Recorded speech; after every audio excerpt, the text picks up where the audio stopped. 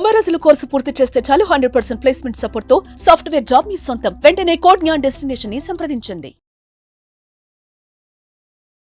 నమస్కారం వంశీ గారు. నమస్తే మేడం. సో చాలా మంది కూడా ఇంట్రెస్ట్గా ఉన్నారు, హ్యాపీ ఫర్ దాట్.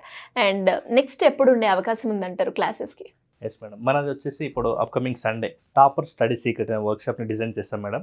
ఇది 2 hours వర్క్షాప్ అనమాట. సో ఇది అందరికీ అవైలబుల్గా ఉండాలి. స్టడీస్లో వాళ్ళు స్ట్రక్ అవుతున్న ప్రాబ్లమ్ని ఫైండ్ అవుట్ చేయాలి, వాళ్ళకి కూడా తెలియచేయాలనే ఉద్దేశంతో అతి తక్కువ ఫీజు తోటి జస్ట్ 199 రూపీస్కే మనము 2 hours వర్క్షాప్ని డిజైన్ చేస్తాం మేడం. దీనికి ఆసక్తి కలిగిన ప్రతి ఒక్కరు కూడా రిజిస్ట్రేషన్ చేసుకోవచ్చు. పేరెంట్స్, పిల్లలు ఎవరైనా కూడా అటెండ్ అవ్వచ్చు ఆన్లైన్ కాబట్టి. సో ఇంట్రెస్ట్ ఉన్న వాళ్ళు వెంటనే ఈ స్క్రీన్ మీద కనబడుతున్న నెంబర్కి కాల్ చేసి మీ సీట్ని రిజిస్ట్రేషన్ చేసుకోండి. By the way next week మొత్తం కూడా సంక్రాంతి హాలిడేస్ ఆల్మోస్ట్ 7 days ఉన్నాయి. సో ఆ 7 daysని డైలీ మీరు జస్ట్ 1.5 hour ఎలా యూటిలైజ్ చేసుకోవాలి అన్న దాని గురించి కూడా నేను అక్కడ టాపర్ స్టడీ సీక్రెట్ వర్క్షాప్లో చెప్పబోతున్నాను, కాబట్టి don't miss. So coming to subject, yes madam, మీరు ఎప్పుడు చెప్తూ ఉంటారు ప్రతి ఒక్కరికి అండ్ చిన్నపిల్లలందరికీ మెమొరీ పవర్ అనేది సేమ్గా ఉంటుంది అని. కానీ మనం చూస్తే కొందరు ఈజీగా గ్రాప్ చేస్తారు, ఇంకొందరు చాలా టైం తీసుకుంటూ ఉంటారు. మరి mind set same, mind power same ఉన్నప్పుడు గ్రాస్పింగ్ చేసే ప్రాసెస్లో కొందరు తక్కువ సమయంలో, కొందరు ఎక్కువ సమయం ఎందుకు పడుతుంది అంటారు? వై? ఎస్ మేడం, మీరు అడిగిన క్వశ్చన్ చాలా బాగుంది. ఎందుకంటే ఇప్పుడు మనం అంటుంటాం అందరికీ కూడా బ్రెయిన్ పవర్ సేమ్ ఉంటుంది, కానీ ఆ బ్రెయిన్ పవర్ సేమ్ ఉన్నదాన్ని అందరు కరెక్ట్ వేలో యూజ్ చేసుకుంటున్నారా లేదా అనేది పాయింట్ అనమాట ఇక్కడ. అందుకే మనం అంటుంటాం అన్ట్రైన్డ్ ట్రైన్డ్ అని ఉంటుంది మేడం. అన్ట్రైన్డ్ బ్రెయిన్ అంటే ఏంటంటే వాళ్ళకి ఎలా గుర్తుపెట్టుకోవాలో సరిగ్గా తెలియదు, జస్ట్ ఒక మూస పద్ధతిలో పోతుంటారు. దాన్ని మనం రూట్ మెథడ్ అంటారు, దాన్ని మనం బట్టి పద్ధతి అంటారు. సో ఇది అన్ట్రైన్డ్ వాళ్ళు. ట్రైన్డ్ వాళ్ళు ఏంటంటే వాళ్ళ బ్రెయిన్ని వాళ్ళు ఎలా యూస్ చేసుకోవాలనేది తెలుసుకున్న వాళ్ళు అనమాట. ఇప్పుడు నా దగ్గర ఒక ఫోన్ ఉంది, దాన్ని ఎలా వాడాలో తెలియనప్పుడు నా దగ్గర అంత మంచి ఫోన్ ఉండి వాల్యూ లేదు.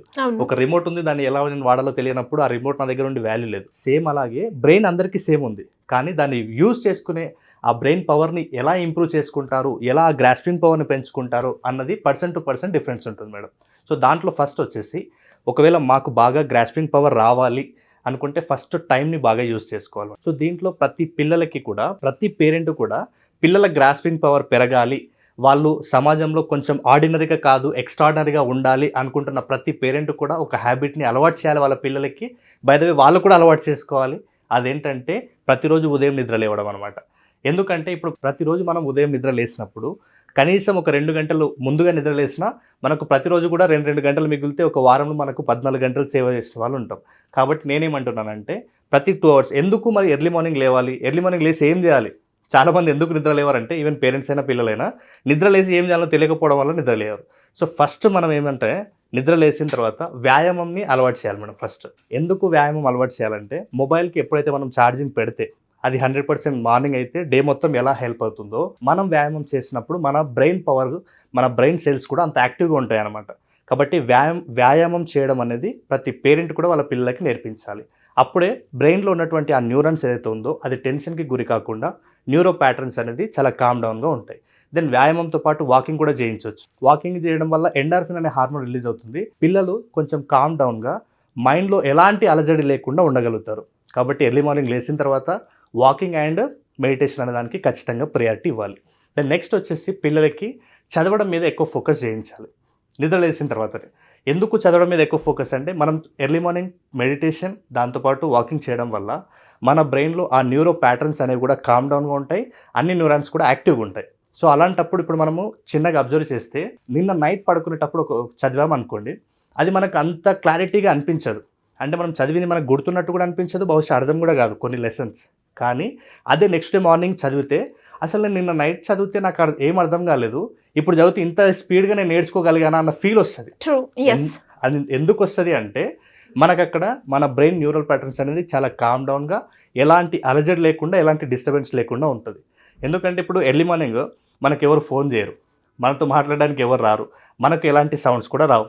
కాబట్టి అలాంటి టైంలో మనం చాలా కామ్ డౌన్గా నేర్చుకున్నది ఈజీగా అర్థం చేసుకునే కెపాసిటీ పెరుగుతుంది. కాబట్టి ఫస్ట్ నిద్ర లేపడం ప్రతి పేరెంట్కి బాధ్యతగా తీసుకోవాలి, అక్కడ టైం సేవ్ అవుతుంది. సెకండ్ వచ్చేసి ఆ టైంలో చదివించడం. క్లియర్గా చెప్తున్నాను చూడండి, ఒకవేళ మీకు ఎంత టఫెస్ట్ సబ్జెక్ట్ అయినా సరే దీన్ని మనం బ్రహ్మముహూర్తం అంటారు.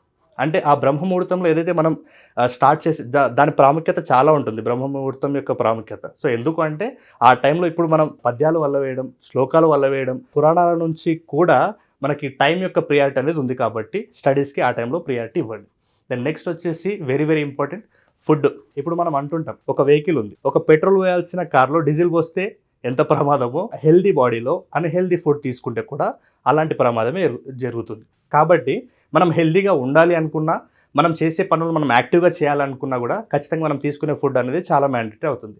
నేను ప్రతి క్లాస్లో కూడా చెప్తున్నాను, ఇప్పటికీ చాలా వీడియోలో చెప్పాను. First learning requires energy. అంటే నువ్వు ఏదైతే నేర్చుకోవాలనుకుంటా ఫస్ట్ నువ్వు ఎనర్జెటిక్గా ఉండడం అనేది నేర్చుకోవాలి. ఎనర్జెటిక్గా లేకుండా డల్గా ఉన్నాం అనుకోండి, ఇప్పుడు నేను చెప్తున్నాను కదా, మన బాడీ అన్న, మన బ్రెయిన్ తమ్ముడు. అన్న సరిగ్గా ఉంటే తమ్ముడు సరిగ్గా ఉంటాడని మామూలుగా మనం అందరం అంటుంటాం. సేమ్ అలాగే మన ఫిజియాలజీ బాగుంటే మన సైకాలజీ కూడా బాగుంటుంది.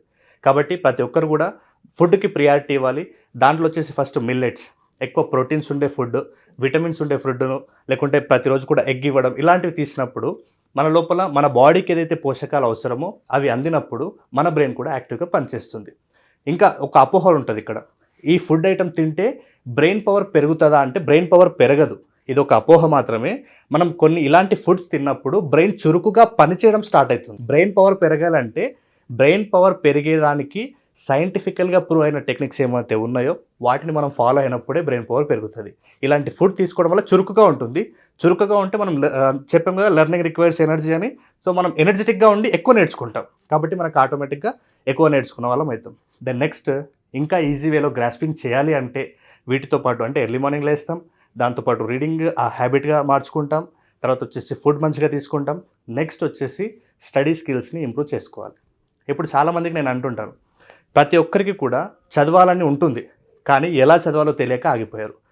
ఇప్పటికి కొన్ని లక్షల్లో ఫీజు కట్టిన పిల్లల విషయంలో కొంత డిసప్పాయింట్ ఉంటారు మేడం పేరెంట్స్. ఎందుకంటే మా పిల్లలు ఎలాంటి ఇంప్రూవ్ లేదు, ఎలాంటి గ్రోత్ లేదు. దీనికి రీజన్ వచ్చేసి ఏంటంటే అందరూ చదవండి అంటారు కానీ ఎలా చదవాలో చెప్పరు. సో పిల్లలకి ఎలా చదవాలనే విషయాన్ని మనం చెప్పినప్పుడు, వాళ్ళకి స్టడీ స్కిల్స్ నేర్పించినప్పుడు ఈ టాపిక్స్ సబ్జెక్ట్స్ ఏదైతుందో దీన్ని ఈజీగా కంప్లీట్ చేసుకుంటారు. దెన్ నెక్స్ట్ ఎక్స్ట్రా టైం మిగులుతుంది. స్టడీ స్కిల్స్ యూజ్ చేసి వీళ్ళు టాపిక్స్ చదివినాక ఎక్స్ట్రా టైం మిగులుతుంది కాబట్టి ఆ ఎక్స్ట్రా టైంలో ఎక్స్ట్రా స్కిల్స్ నేర్చుకుంటారు. అప్పుడే కదా ఒక ఆర్డినరీ స్టూడెంట్ నుంచి ఎక్స్ట్రా ఆర్డినరీ స్టూడెంట్గా మారాలంటే ఈ ఎక్స్ట్రా స్కిల్స్ మీద ఫోకస్ చేయాలి. కాబట్టి ప్రతి ఒక్క పేరెంట్ కూడా స్కూల్లో సిలబస్ నేర్పిస్తారు, స్టడీ స్కిల్స్ నేర్పించే బాధ్యత మాత్రం పేరెంట్గా మీరే నిర్ణయం తీసుకోవాలి.